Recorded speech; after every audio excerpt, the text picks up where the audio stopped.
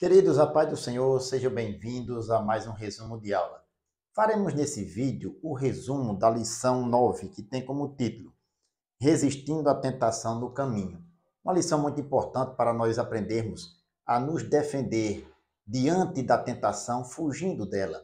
Assista esse vídeo até o final, porque é muito importante aprendermos como a palavra de Deus nos ensina a fugirmos da tentação. O texto áureo diz: Vigiai e orai para que não entreis em tentação. Na verdade, o espírito está pronto, mas a carne é fraca. Está em Mateus capítulo 26, versículo 41. Verdade prática: no lugar de ceder à tentação, é melhor triunfar sobre ela. O texto áureo da lição encontra-se no Evangelho de Mateus, capítulo 4, versículos do 1 ao 11, que nós não iremos ler. A palavra-chave é tentação. Nós temos 3 objetivos específicos nessa lição ao serem alcançados. Primeiro, conceituar biblicamente o que é tentação e os seus aspectos na esfera humana. Segundo, mostrar como nosso Senhor Jesus lidou com a tentação. E o terceiro, apontar a estratégia para o crente resistir à tentação. Desde já agradeço aqui a sua participação assistindo o nosso vídeo. Não se esqueça de, no final, curtir, compartilhar e comentar para ganharmos relevância. E Deus possa abençoar o nome de Jesus. E o nosso quadro sempre fica disponível no final do nosso vídeo para fazer uma revisão da lição, se assim o desejar, ou mesmo ser utilizado na escola dominical devidamente adaptado, se você é professor, assim desejar. Iremos para o nosso quadro resumo. Primeiro ponto, a tentação e sua esfera humana. O número 1, conceito bíblico de tentação. Queridos, existem 3 palavras, conforme o nosso comentarista pontua, para tentação, para este termo tentação. Dentre eles está teste e prova. Lá em Salmos 95, versículo 8, o salmista diz: Se hoje ouvires a sua voz, não endureçais o vosso coração, como em Meribá, no dia da tentação no deserto. Note o termo tentação. Em Tiago, capítulo 1, versículo 12, mostra também esse termo no Novo Testamento. A tentação nada mais é do que um teste, um experimento, uma prova em que a pessoa deve passar. O comentarista ele mostra que este termo tentação ou teste é um experimento diante de uma atração para fazer o mal a fim de obter o prazer ou lucro. O número 2, 2 vias da tentação. Queridos, nós temos em relação ao teste, à prova ou à tentação, nós temos 2 vias ou possibilidades do crente ser tentado ou da pessoa ser tentada. Primeiro é pelo diabo, conforme lá em Gênesis capítulo 3, quando o diabo tentou a mulher e depois fez o homem pecar também. E do ser humano, como Tiago fala na sua carta capítulo 1, versículo 14 e 15. Versículo 13, que nós vamos comentar aqui embaixo também. Ninguém sendo tentado, diga, de Deus sou tentado, porque Deus não pode ser tentado pelo mal e a ninguém tenta. Verso 14. Mas cada um é tentado e seduzido e engodado conforme as suas concupiscências. Depois, havendo a concupiscência concebido, dá à luz o pecado. E o pecado, sendo consumado, gera a morte. Note os termos conceber e dar à luz, que Tiago usa para mostrar que não é da noite para o dia que o crente sendo tentado, ele vai pecar, ele vai cair. É como uma gestação, gera tempo, é necessário tempo. A tentação, quando vem do diabo, tem como propósito, como objetivo, desviar-nos da rota de nossa missão, de nosso propósito de vida. O número 3, a tentação, um fenômeno humano. Conforme Tiago esclarece na sua carta, no capítulo 1, versículo 13, ele diz que ninguém sendo tentado, diga de Deus sou tentado, porque Deus não pode ser tentado pelo mal e a ninguém tenta. Queridos, nós sabemos que a tentação não vem diretamente por Deus, mas Deus ele permite algumas provas neste sentido para aperfeiçoar o caráter do cristão, a fim de que as pessoas que se convertem a Cristo tenham sua personalidade, o seu caráter aperfeiçoado. Em Mateus capítulo 5, versículo 48, o Senhor Jesus, no Sermão do Monte, ele disse: sede vós, pois, perfeitos, como é perfeito o vosso Pai que está nos céus. A obediência aos princípios, à sua palavra, os seus ensinos, tem como propósito aperfeiçoar o caráter do cristão. Como Deus tem o caráter perfeito, nós sabemos que humanamente é impossível o homem chegar à perfeição, mas com a ajuda do Espírito Santo, o nosso caráter é moldado. E uma das finalidades das provas, dos testes, ou mesmo das provações que Deus permite ao cristão, é para aperfeiçoar o caráter. Mas Deus, ele não tenta ninguém, nem incita o mal. Por mais que nós possamos dizer que Deus, ele prova aquele a quem ama, o mal por si só vem da parte do diabo, que o originou, fez com que o homem pecasse lá no Jardim do Éden, conforme nós comentamos aqui em Gênesis capítulo 3, fazendo o casal cair no primeiro pecado. Aqui, o teste que Deus permite tem como propósito aperfeiçoar o crente, mas todo teste que incita o mal não vem da parte de Deus. Uma vida que é dominada pelo pecado, que inclina-se a pecar, a alma se inclina a pecar, não vem da parte de Deus. Em 1 Coríntios capítulo 10, versículo 13, o apóstolo São Paulo diz: não veio sobre vós tentação senão humana, mas fiel é Deus, que não vos deixará tentar acima do que podeis. Antes, com a tentação, dará também o escape, para que a possais suportar.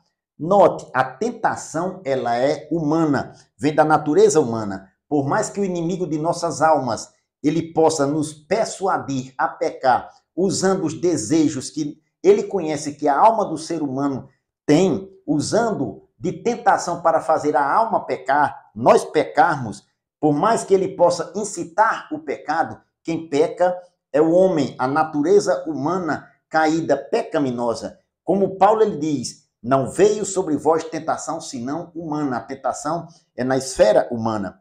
Portanto, a tentação é um fenômeno que ocorre na esfera da natureza humana. O segundo ponto, o Senhor Jesus e a tentação. O número 1, a aprovação do Senhor Jesus. Queridos, em Mateus capítulo 4, versículo a partir do 1, está na leitura bíblica em classe, o Espírito Santo leva o Senhor Jesus ao deserto, como diz no versículo 1, foi conduzido o Senhor Jesus pelo Espírito para ser tentado pelo diabo. Note que o Senhor Jesus ele foi tentado pelo diabo na esfera humana.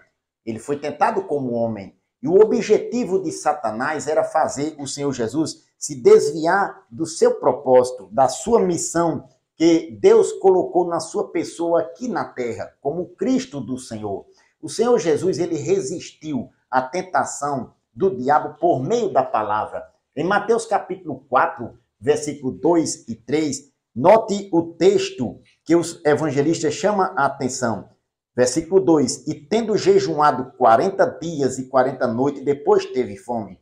O que nos chama a atenção aqui é que o Senhor Jesus resistiu ao diabo, tendo jejuado 40 dias e 40 noites.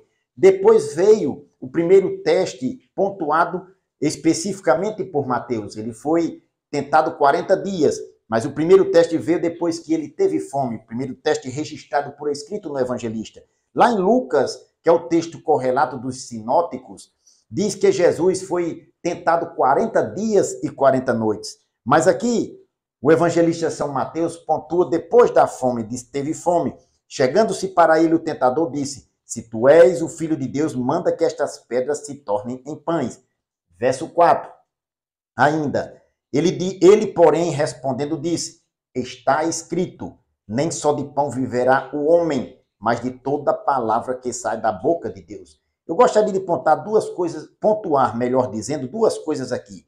Jesus ele foi impulsionado, levado pelo Espírito ou conduzido pelo Espírito ao deserto, e ele como homem foi tentado. Por isso que ele diz, nem só de pão viverá o homem. Teve fome como homem. Jesus ele venceu o diabo como homem, um homem perfeito. O que o ser humano não conseguiu diante de Deus, aqui na terra, resistir às tentações, Jesus em tudo foi tentado, porém sem pecado. Aqui ele venceu o diabo como homem. Ele foi tentado como homem. Diz o comentarista, o Senhor Jesus resistiu sabiamente por meio da oração, do jejum e da palavra. O número 2, as áreas que Jesus foi tentado. Nós já falamos de uma área aqui que é a física, que o Senhor Jesus resistiu à tentação do diabo. No versículo 3 que nós já citamos, mas vou citar novamente. E chegando-se a ele o tentador disse, se tu és o Filho de Deus, manda que estas pedras se tornem em pães. Depois que ele teve fome na área física, biológica, ele foi tentado. E ele resistiu ao diabo e venceu por meio da palavra. Depois ele foi tentado na área divina. Em Mateus capítulo 4, versículos 5 e 6, nos diz o texto, então o diabo o transportou à cidade santa e colocou sobre o pináculo do templo e disse, se tu és o Filho de Deus, lança-te daqui abaixo, porque está escrito, aos seus anjos dará ordem ao teu respeito e tomar-te-ão nas mãos para que nunca tropeces em alguma pedra. Nos diz o comentarista, ele se atirasse do pináculo do templo, os anjos o guardariam.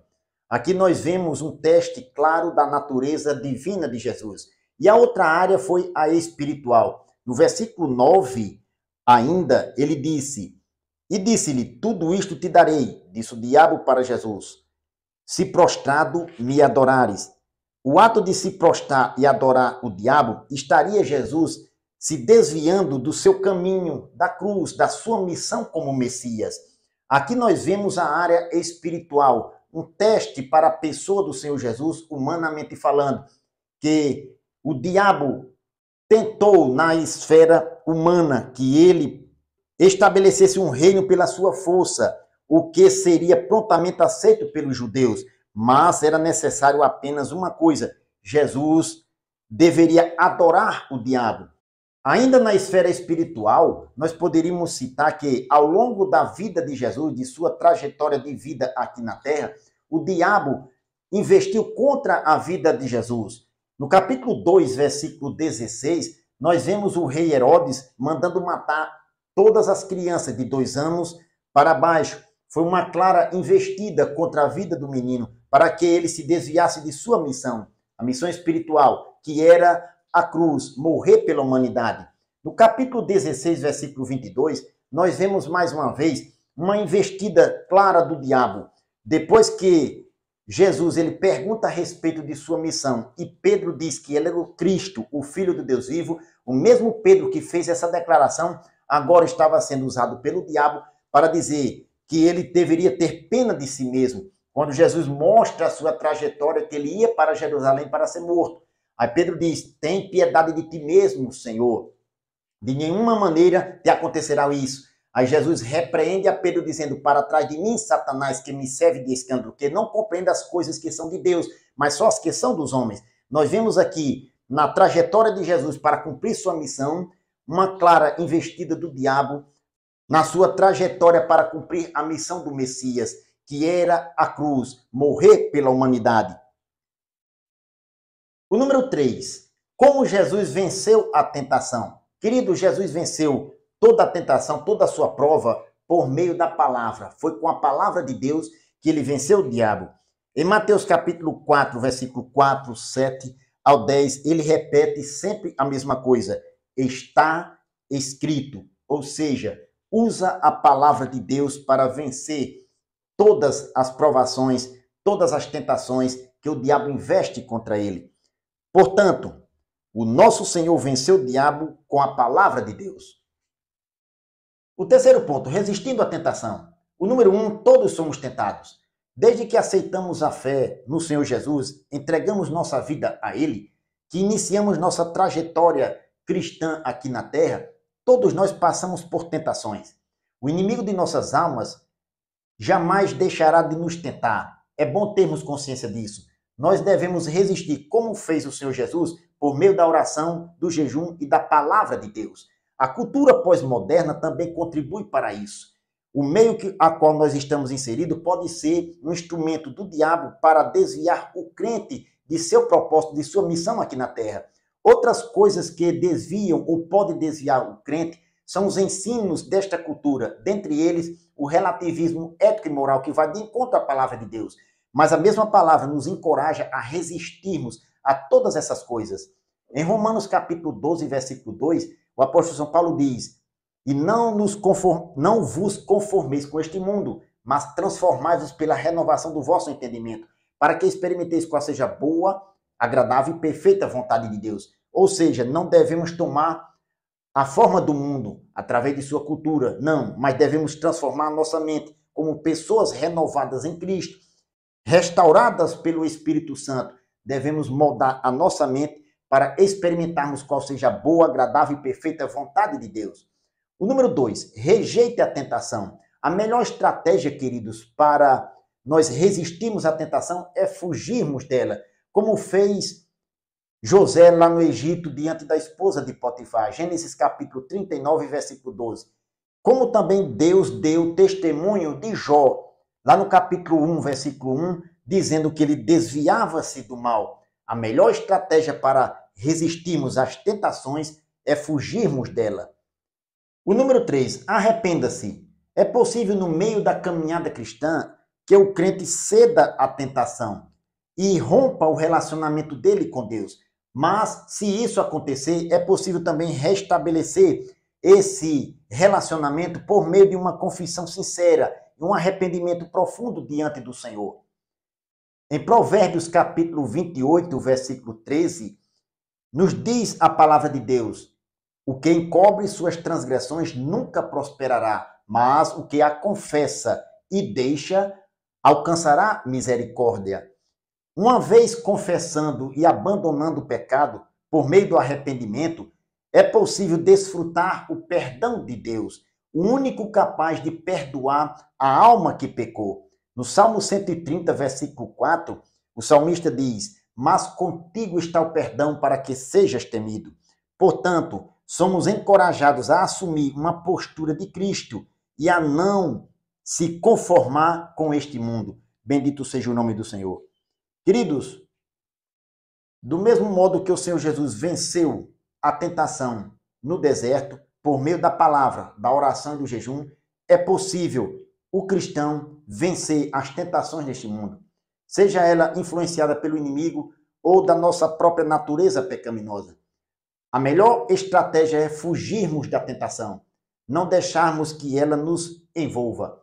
Se assim acontecer, faça isso. Jejue, ore, leia, medite na palavra de Deus e fuja da tentação. E o Senhor Jesus lhe dará a vitória. Que Deus o abençoe em nome de Jesus.